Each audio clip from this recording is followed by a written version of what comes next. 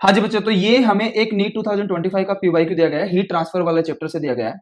तो सबसे पहले इस क्वेश्चन को समझते हैं कि इस क्वेश्चन में क्या दिया गया है। यहाँ पे हमारे पास में 3 आइडेंटिकल रोड दी गई है। आइडेंटिकल रोड है, इसका मतलब मैंने इसकी लेंथ L मान ली एंड मैंने क्रॉस सेक्शनल एरिया क्या मान लिया, A मान लिया। अब यहाँ पे लेफ्ट एंड में यहाँ पे 3T टेम्परेचर मेंटेन कर रखा है एंड यहाँ पे टेम्परेचर कितना है, T।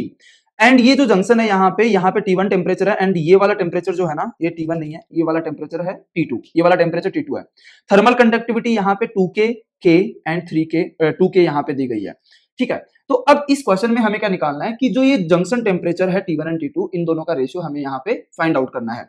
बहुत ही इजी क्वेश्चन है, बहुत इजी तरीके से मैं आप लोगों को एक्सप्लेन करूंगा एंड किस तरीके से इस टाइप के क्वेश्चन आप लोग सोल्व कर सकते हैं एग्जाम में, क्योंकि हीट ट्रांसफर वाला चैप्टर एक बहुत इंपॉर्टेंट चैप्टर है नीट के पर्सपेक्टिव से। तो यहाँ पे हम लोग इस क्वेश्चन को सोल्व करते हैं। तो देखो, सबसे पहले आप लोगों को पता होना चाहिए कि the rate of heat transfer, rate of heat transfer, ये पता होना चाहिए, ये होता है dq बाई dt, और जिसको हम लोग ITH, ITH का मतलब है थर्मल करंट।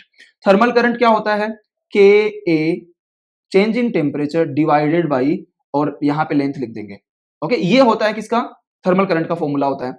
अब देखो स्टेडी स्टेट में क्या होता है कि यहाँ पे टेम्परेचर 3T मेंटेन कर रखा है, यहाँ पे T कर रखा है, तो हाई टेम्परेचर से लोअर टेम्परेचर की तरफ यहाँ पे करंट फ्लो करेगी। एंड स्टेडी स्टेट में क्या होता है कि यहाँ पे इस पूरे के पूरे जो रोड है, यहाँ पे 3 रोड है, इन तीनों से सेम करंट, अगर इससे करंट आई फ्लो कर रही है, इससे भी सेम करंट आई फ्लो करेगी, इससे भी सेम करंट आई फ्लो करेगी एंड इससे भी यहाँ पे सेम करंट आई फ्लो करेगी। ये आप लोगों को समझने की जरूरत है। तो इस क्वेश्चन को सोल्व करने के लिए हम लोग सिंपली क्या करेंगे, यहाँ पे देखो, अगर हम लोग इसको रेजिस्टेंस बना ले, जैसे आप लोगों को पता है थर्मल रेजिस्टेंस क्या होता है, thermal resistance just like electric resistance, thermal resistance R होता है L बाई KA, ये थर्मल रेजिस्टेंस होता है। RTH is equal to L by KA।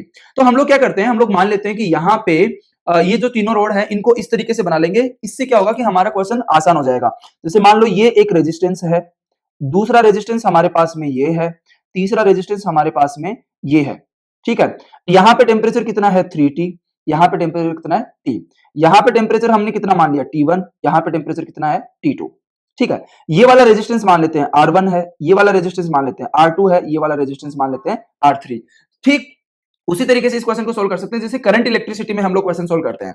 अब देखो यहाँ पे ध्यान से देखो, इसमें करंट कितनी फ्लो कर रही है I, इसमें कितनी कर रही है I, इसमें भी I कर रही है एंड इसमें भी कितनी I, सेम करंट फ्लो कर रही है यहाँ पे। तो अब देखो यहाँ पे सेम करंट फ्लो कर रही है, तो अब करंट फ्लो के लिए हम लोग सबसे पहले क्या करेंगे, R1, R2 एंड R3 की वैल्यू लिख लेंगे। तो देखो R1 कितना है, R1 को मैं लिख सकता हूं L बाई 2KA, ये R1 हो जाएगा, एंड R2 कितना हो जाएगा L बाई KA, ये कितना हो जाएगा R2 हो जाएगा, एंड सिंपली R3 कितना हो जाएगा L बाई 2KA, ये मेरे पास में क्या हो जाएगा, सिंपली R3 हो जाएगा।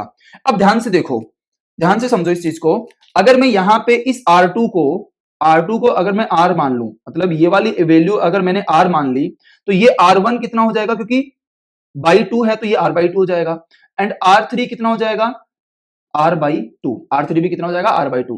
ठीक है, तो इस तरीके से आप लोग जब मानते हैं तो आप लोगों के एग्जाम में कैलकुलेशन बहुत आसान हो जाती है। ठीक है, आप लोगों को ये L बाई KA ये हर बार लिखने की जरूरत नहीं होती इक्वेशन के अंदर।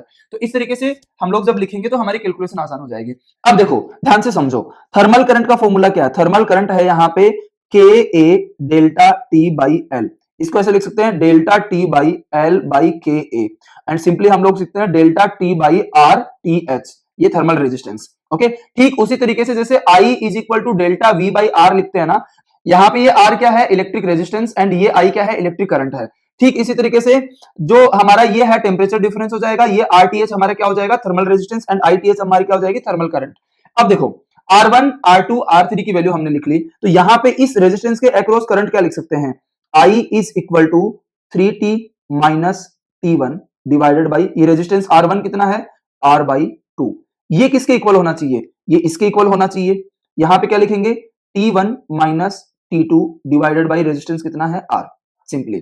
तो यहाँ पे एक इक्वेशन तो ये बन जाएगी, तो ये दोनों इक्वल होंगे, तो यहाँ पे R से तो R कैंसिल हो जाएगा, यहाँ पे ये 2 ऊपर मल्टीप्लाई हो जाएगा, तो 2 into 3T minus T1 is equal to T1 minus T2। तो सिंपल इसको करेंगे तो 60 minus 2T1 is equal to T1 minus T2, तो यहाँ पे 6T इज इक्वल टू, ये इधर आएगा तो ये बन जाएगा 3T1 माइनस T2, इसको इक्वेशन 1 बोल देते हैं। This is equation 1। ओके, फिर उसके बाद में हम लोग यहाँ पे भी तो लिख सकते हैं सेम इक्वेशन। यहाँ पे देखो, यहाँ पे करंट तो सेम है, तो करंट सेम है तो मैं यहाँ से क्या लिखूंगा, T1 minus T2 divided by resistance R2 कितना है, R2 कितना है, R इज इक्वल टू, यहाँ पे कितना है, यहाँ पे क्या लिखेंगे, simply T2 minus T1 divided by ये रेजिस्टेंस कितना है, R/2। ठीक है, आई होप आप लोगों को समझ में आ रहा होगा। तो यहाँ पे R से R कैंसिल हो जाएगा, इस 2 को ऊपर मल्टीप्लाई करेंगे तो T1 minus T2 is equal to 2T2 minus T, ये हमारे पास में आ जाएगा। तो हम लोग इसको सिंप्लीफाई करेंगे तो T1 minus T2 is equal to 2T2 minus 2T। तो इस 2T को इधर लेके आएंगे, इनको इधर लेके जाएंगे तो ये हो जाएगा 2T इज इक्वल टू, ये हो जाएगा 3T2 माइनस T1, ये हो जाएगा इक्वेशन 2। ठीक है, अब इक्वेशन 1 एंड 2 को डिवाइड कर देंगे, 1 डिवाइडेड बाई 2 हमारा आंसर आ जाएगा। तो ये हो जाएगा 6T divided by 2T is equal to 3T1 minus T2 divided by 3T2 minus T1। तो यहाँ पे डिवाइड करेंगे तो सिंपली ये कैंसिल हो जाएगा, यहाँ पे कितना आएगा 3, तो क्रॉस मल्टीप्लाई करेंगे तो ये हो जाएगा 9T2 minus 3T1 is equal to 3T1 minus T2। T2 एक साइड ले लेंगे, T1 एक साइड ले लेंगे, तो इसको इधर लेके आ जाएंगे एंड इसको इधर लेके आएंगे, तो ये हो जाएगा कितना, 10T2 is equal to 6T1 and T1 by T2 यहाँ से सिंपली हम लोग लिख देंगे T1 by T2 10 by 6 that is 5/3। This is the answer of this problem. ठीक है, तो आई होप आप लोगों को अच्छे से समझ में आया होगा। एंड इस टाइप के क्वेश्चन जब आप रेजिस्टेंस वाली अप्रोच से सोल्व करते हैं ना, तो बहुत इजी तरीके से ये रोड वाले क्वेश्चन आप लोग सोल्व कर सकते हैं।